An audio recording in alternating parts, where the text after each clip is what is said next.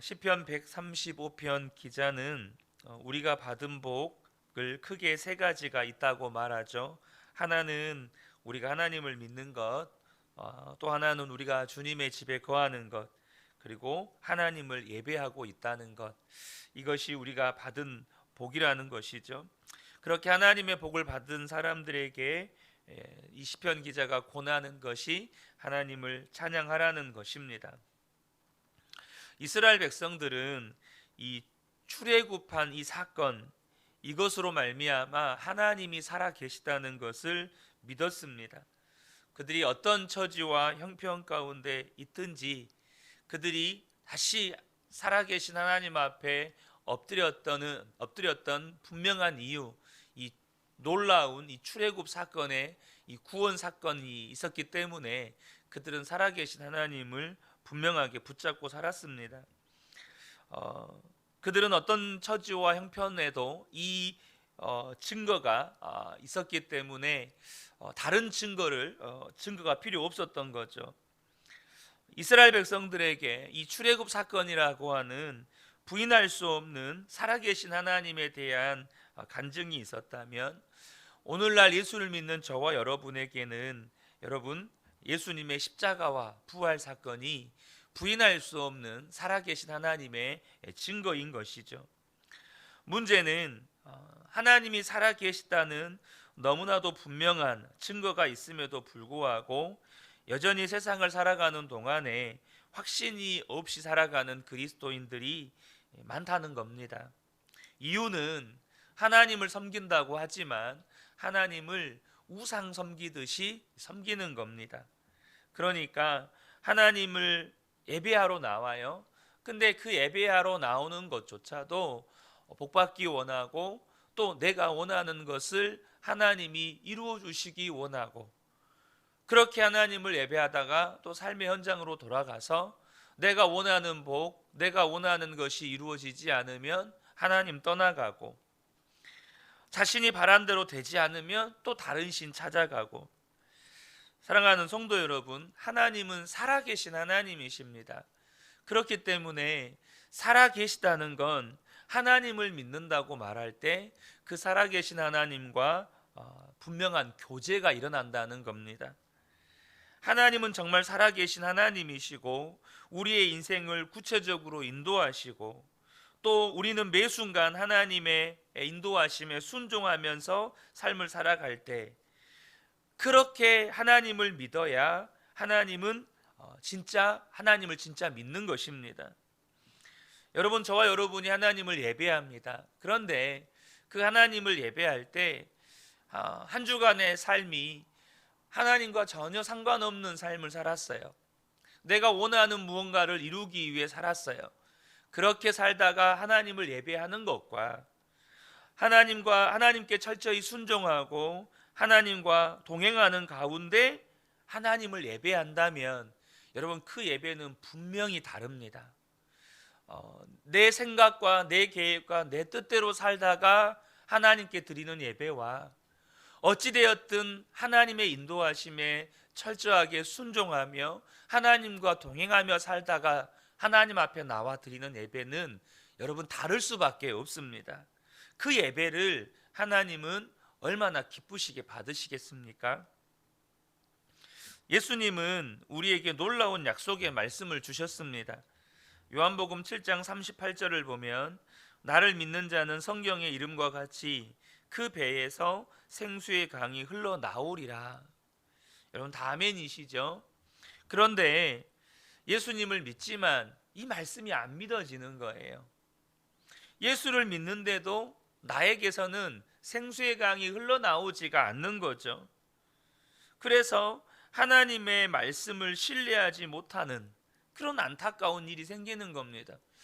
예수 믿어도 예수 믿기 전이나 예수 믿고 난 다음이나 똑같은 거 걱정하고, 먹는 거, 입는 거, 마시는 거, 이 땅에서 잘 먹고 잘 사는 거, 사람들로부터 인정받고 존경받고 성공하는 거, 거기에다가 관심 두고 살고 그것 때문에 끙끙 앓고 살고 그것이 뭔가 좀 이루어진 것 같으면 세상 다 얻은 것 같고 그것이 안 이루어지면 세상 다 잃어버린 것 같고 그러니까 예수 믿기 전이나 예수 믿은 다음이나 별반 차이가 없으니까 하나님의 말씀이 신뢰가 안 되는 겁니다. 여러분 요한복음 14장 12절에는 더 놀라운 말씀을 주십니다. 다 아시는 말씀이죠. 내가 진실로 진실로 너희에게 이르노니 나를 믿는 자는 내가 하는 일을 그도 할 것이요 또한 그보다 큰 일도 하리니 이는 내가 아버지께로 감이라. 여러분 예수님을 분명히 믿기는 하는데 예수님이 하신 일을 나도 할 것이다. 그보다 더 큰 일도 할 것이다. 근데 이 말씀이 안 믿어집니다. 이유가 뭘까요? 예수님을 믿는 것이 다르기 때문입니다. 예수님이 내 모든 죄를 지시고 십자가에 죽으신 하나님이시다. 그래서 내 죄는 사함 받았고 나는 하나님의 자녀가 됐고 이제는 내게 영생의 복을 주셨다. 여러분 이거 예수님을 믿는 것입니다. 그런데요, 저와 여러분이 이 정도로만 예수님을 믿는 것은 내 속에서 생수의 강이 흘러나오고 예수님이 하신 일을 나도 하고 그보다 더 큰 일도 할 것이라고는 믿어지지 않는 겁니다. 그냥 예수님이 내 죄 사해 주셨고 이제 예수님으로 말미암아 내가 하나님의 자녀가 되었고 영생을 얻었다 이렇게만 믿어서는 여러분 생수의 강이 흘러나오는 것은 먼 나라 이야기입니다. 예수님이 하신 일을 나도 하고 그보다 더 큰 일도 할 것이다 라고 하는 이야기는 꿈같은 이야기가 돼버리는 겁니다. 그러면 어떻게 믿어야 예수님이 역사하실 거라고 믿어지는 겁니까? 여러분 요한복음 15장 5절의 말씀을 잘 아실 겁니다. 나는 포도나무요 너희는 가지라. 그가 내 안에 내가 그 안에 거하면 사람이 열매를 많이 맺나니 나를 떠나서는 너희가 아무것도 할 수 없음이라. 그렇게 믿어야 하는 겁니다. 예수님은 포도나무고 나는 가지예요. 주님이 내 안에 계시고 내가 주님 안에 거한다는 것을 믿어야 내 속에서 생수의 강이 흘러나오는 것입니다. 왜요? 예수님이 생수의 강이시니까. 생수의 강 대신 예수님이 내 안에 계시다는 게 믿어져야 내 속에서 생수의 강이 나오는 겁니다. 단지 예수님께서 십자가에서 내 죄를 위해 죽으셨고 내가 내 모든 죄가 사해졌고 나는 하나님의 자녀가 됐고 이제 나는 영생을 얻었다 이렇게만 믿으면 여러분 그냥 그것은 말 그대로 생명을 얻은 것에 불과한 겁니다. 말 그대로 생명을 얻은 것에 불과해요. 살아있는 것에 불과합니다. 사도 바울이 이렇게 고백했습니다. 나는 그리스도와 함께 내가 그리스도와 함께 십자가에 못 박혔나니 이제는 내가 사는 것이 아니요 내 안에 그리스도께서 사시는 것이라. 내가 사는 게 아니고 내 안에서 예수 그리스도가 산다는 것이 믿어지면 예수님이 하시는 일을 나도 하고 그보다 더 큰 일도 하리라. 이것이 믿어지는 겁니다. 스펄전 목사님이 올바른 교리를 알면서도 망할 수 있다고 말씀하셨습니다. 올바른 교리를 알면서도 망할 수 있다. 누구나 예수님을 믿기만 하면 구원받는다. 여러분 올바른 교리입니다. 그러나 이 교리를 은밀한 죄를 지어도 구원을 받을 것이고 사람들과 불화하고 다투면서도 구원받는다고 악용하면 그는 올바른 교리를 알면서도 구원에 이르지 못할 것입니다 라고 말씀하셨습니다. 그러므로 저와 여러분이 예수님을 믿을 때 그저 교리적으로 지식으로 속죄함 받았고 하나님의 자녀가 되었다고 믿는 수준에 그치면 안 된다는 거예요. 정말로 예수님과 나는 포도나무에 붙어있는 가지처럼 하나가 되었다는 걸 믿으셔야 돼요. 나는 주님 안에 있고 주님이 내 안에 계신 것을 믿을 수 있어야 비로소 예수님을 믿었다라고 말할 수 있는 겁니다. 여러분, 저와 여러분이 이 새벽에 하나님께 예배하고 있다는 것, 그것 자체로 우리 안에 영이 살아있다는 증거가 됩니다. 여러분 그거 아셔야 돼요. 여러분 다 자원해서 예배하시잖아요. 물론 새벽에 일어날 때 우리가 육체를 입고 있기 때문에, 제가 얼마 전에 예수 동행일기도 썼는데요, 새벽에 딱 눈을 떴는데 아 싫다 이 생각이 드는 거예요. 여러분 목사도요 새벽에 딱 일어날 때 아 싫다 더 자고 싶다 이 생각이 들어요. 근데 제 마음 안에 한켠에 찬양이 시작이 됩니다. 그런 육체가 원하는 것을 이기고 내 안에 하나님을 찬양하고픈 찬양이 내 안에서 시작이 돼요. 그런 마음이 들수록 제 의지를 더 들여서 그 새벽에 눈을 뜨자마자 하나님을 찬양합니다. 찬양해요. 그러면 내 안에서 더 주님을 예배하고 싶고 더 주님을 사랑하고 싶은 마음이 막 일어납니다. 그것이 뭘 말하는 겁니까? 내 영이 살아있다는 증거입니다. 그런데요, 내 영이 살아있는 것으로 그치시면 안 됩니다. 여러분 중환자실에 가보신 적 있으십니까? 거기 있는 사람들 다 살아있는 사람들입니다. 중환자실 환자들요 다 살아있는 사람들이에요. 여러분 그분들에게 생명이 없다면 다 영안실로 가는 거죠. 이유야 어찌됐든 어떤 사고로 혹은 갑작스러운 어떤 질병으로 중환자실로 들어오셨겠죠. 그래서 그 중환자분들의 가족들은 그래도 생명이라도 붙어 있으니까 다행이다, 안 죽어서 다행이다, 이런 마음으로 여러분 중환자실에 들어갔을 때도 감사하는 분들이 계실 거예요. 야 생명만 붙어 있어서 감사합니다, 살아만 있어서 감사합니다. 근데요 여러분 아셔야 돼요. 그것이 그 중환자실에 한 달이고 두 달이고 1년이고 2년이고 계속 있으면 여러분 그분들 입에서 아 살아만 있어서 감사합니다 이 말이 나올까요? 더 이상 가망이 없고 호흡기에 의존해서 계속해서 살아야 한다면 어떤 마음이 들까요?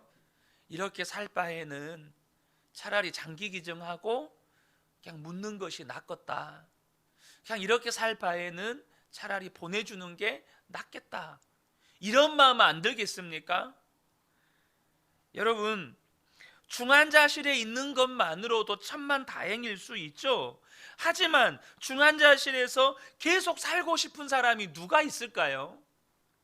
영적으로도 마찬가지입니다. 내 영이 살아있는 것, 예수님을 나의 주 나의 하나님으로 고백하고 있다는 것, 그래서 예수님이 십자가에서 내 모든 죄를 사하고 그래서 내 죄가 사함 받았고 내가 하나님의 자녀가 되었다는 것을 믿는 것만으로도 얼마나 감사한 일이에요. 그대로 죽는다면 천국 가니까 얼마나 감사한 일입니까? 하지만 그렇다고 거기에 만족하며 살 것입니까?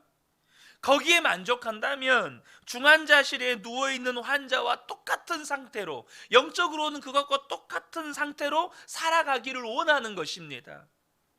어떤 문제 앞에서 예수를 믿는 믿음의 권세가, 하나님의 자녀된 권세가 전혀 나타나지 않아요. 어떤 문제를 만나면 그냥 똑같이 안 믿는 사람들과 같이 절망하고 좌절하고 낙심하다가 내가 이럴 바에 예수 믿는 것이 무슨 의미가 있을까 이렇게 고민하고 살 것 같으면 여러분 그것은 중환자실에 누워있는 환자랑 똑같다는 거예요. 사랑하는 성도 여러분, 예수님의 속죄하심의 은혜를 받았다면서 다른 사람은 용서하고 사랑할 수 없다면 그 신앙은 영적으로 중환자실에 누워있는 환자와 똑같은 거예요. 예수님을 믿는다고 하면서 아직도 은밀한 죄의 문제가 해결되지 않았다면 그것은 중환자실에 누워있는 이 환자와 영적으로는 똑같은 상태인 겁니다. 예수님이 나의 주 나의 하나님이 되셨으면서도 여전히 세상에 먹고 사는 문제, 무엇을 입을까, 무엇을 마실까, 무엇을 입을까, 이것 때문에 근심하고 걱정하고 염려하고 산다면 영적으로는 중환자인 거예요. 사랑하는 성도 여러분, 저와 여러분의 삶에 정말로 그 배에서 생수의 강이 넘쳐나는 은혜의 역사가 있기를 축복합니다. 여러분, 예수 그리스도의 생명은 이 땅의 어떤 문제도 넉넉히 이기게 하는 능력이요 구원입니다. 그러므로 저와 여러분이 이제는 예수님을 믿어도 영적으로 잠든 상태로 예수님을 믿으면 안 돼요. 그러면 살아계신 예수님을 믿는다고 하면서도 우리의 삶에는 어떠한 역사도 나타나지 않는 것입니다. 교회가 예수님의 몸이라고 믿으면서 교회가 분열하고 다투고 싸우고 혈기 부리고 한다면 그 믿음은 중환자실에 있는 믿음인 거죠. 사랑하는 성도 여러분, 우리의 문제는 하나님이 살아계시냐 아니냐가 아닙니다. 출애굽 사건이 분명한 역사적 사실이고 예수님의 십자가와 부활이 분명한 역사적 사실이라면 하나님은 진짜 살아계신 겁니다. 하나님이 살아계시냐 안 살아계시냐, 안 믿는 사람들에게서는 여전히 논쟁거리일지 몰라도 예수를 믿는 우리에게는, 여러분, 이건 논쟁거리가 아닙니다. 고민거리가 아니에요. 이미 그것은 끝난 문제입니다. 더 이상의, 여러분, 논쟁은 끝난 문제예요. 우리의 문제가 뭡니까? 그 살아계신 하나님과의 관계가 문제가 있는 겁니다.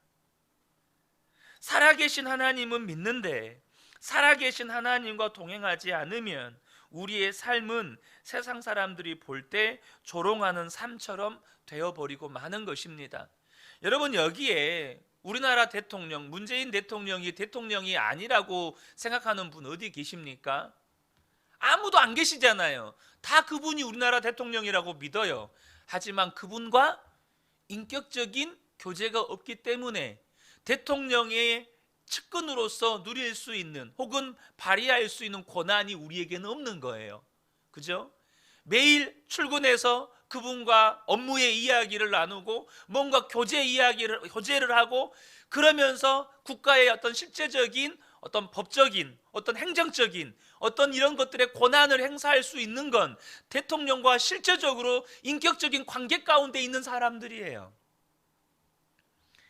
사랑하는 성도 여러분, 예수님을 믿어도 삶의 기쁨도 감동도 없다고 말하는 성도들이 있습니다. 여러분, 그 말은 거짓말입니다.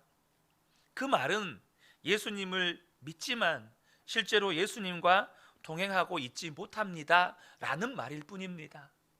예수님을 믿는데 기쁨이 없다, 그 말은 성립이 안 돼요. 예수님을 믿으면 우리 안에는 기쁨이 있어요. 예수님을 믿으면 우리 안에는 감격이 있습니다. 단지 그 말은 내가 주님과 친밀하게 동행하고 있지 못합니다, 이 말인 거예요. 우리가 진짜 예수님을 믿게 되면 우리의 삶에는 말할 수 없는 감동과 간증이 있을 수밖에 없어요. 제가 어제 새벽에 이제 아침에 일찍 교회를 나오는데 이제 그냥 오면서 이렇게 스마트폰으로 성경을 보면서 교회를 옵니다. 근데 사무엘상을 말씀을 읽고 있는데 홈리와 비느하스의 홈리와 비느하스, 엘리 제사장의 아들들에 대한 이야기와 그 아들들이 부리는 종들에 대한 이야기가 나왔어요. 근데 홈리와 비느하스가 말 그대로 악한 종들이잖아요. 그러니까 그 홈리와 비느하스의 아들들이 또 제사를 멸시했다는 기록이 있어요. 그리고 아버지가 엘리 제사장이 그 아들들을 꾸짖는데 이 아들들이 그 악에서 돌이키지 않아요. 그 이유가 하나님께서 그들을 죽이기로 작정하셨다라는 이 내용이 나오거든요. 그 말씀을 주일 예배를 드리러 이렇게 나오면서 그 말씀을 읽는데 제 마음 안에 두려움이 확 임하는 거예요. 내가 혹시 하나님의 예배를, 하나님께 드리는 이 예배를 멸시하고 있지 않을까? 내가 하나님께 드리는 이 예배를 정말 이 종들의 태도와 같이 가벼이 여기고 있지는 않나? 돌아보면서 그냥 걸어오면서 하나님 앞에 회개가 되는 거예요. 그리고 하나님 앞에 드리는 예배는 또 제가 다른 거예요. 더 하나님 앞에 내 마음을 드리는 예배가 되는 거예요. 더 감격과 감사함 가운데 드리는 예배가 되는 거예요. 사랑하는 성도 여러분, 시편 16편 8절 9절, 제가 시편 강해 말씀을 나누면서 가장 많이 반복하는 말씀인 것 같아요. 내가 여호와를 항상 내 앞에 모심이여 그가 나의 오른쪽에 계심으로 내가 흔들리지 아니하리로다. 이러므로 나의 마음이 기쁘고 나의 영도 즐거워하며 내 육체도 안전히 살리니. 다윗은 하나님을 막연하게 믿지 않았습니다. 항상 하나님은 내 앞에 계신 하나님이었고 내 오른쪽에 계신 하나님이었습니다. 그러니까 다윗의 삶에 주어지는 은혜가 뭐였습니까? 나의 영도 즐거워하고 내 육체도 안전히 살리니. 이 은혜가 주어지는 거예요. 사랑하는 성도 여러분, 저와 여러분이 이 시간에 하나님 앞에 드리는 예배가 너무너무 귀합니다. 이 시간 1시간도 귀하지만 나머지 23시간은 어쩌면 더 귀합니다. 왜냐하면 우리의 삶의 변화는 이 예배당에서의 예배가 아니라 우리의 삶의 현장에서 주님과 얼마나 친밀하게 동행하느냐로 우리의 삶의 변화가 결정됐기 때문입니다. 매일 순간마다 주님과 동행하는 삶을 살면 저와 여러분이 삶 가운데서 경험하는 기쁨의 차이가 납니다. 저와 여러분이 삶의 현장에서 경험하는 하나님의 살아계심의 역사에서 차이가 납니다. 사랑하는 성도 여러분, 주님은 살아계신 하나님이시기 때문에 우리와 오늘도 친밀하게 교제하기 원하십니다. 그리고 저와 여러분의 삶에서 정말로 그 배에서 생수의 강이 흘러나오고 주님이 하신 일도 하고 그보다 더 큰 일도 하기를 주님이 더 원하십니다. 저와 여러분이 오늘 하루를 살아갈 때도 정말로 주님과 친밀하게 동행하는 삶을 살다 보면 오늘 하루의 변화는 느끼지 못할 수 있어도 한 달 후에 1년 후에는 또 달라지는 겁니다. 이 은혜가 우리 모든 성도님들께 충만하게 임하시기를 예수님의 이름으로 축복합니다. 아멘.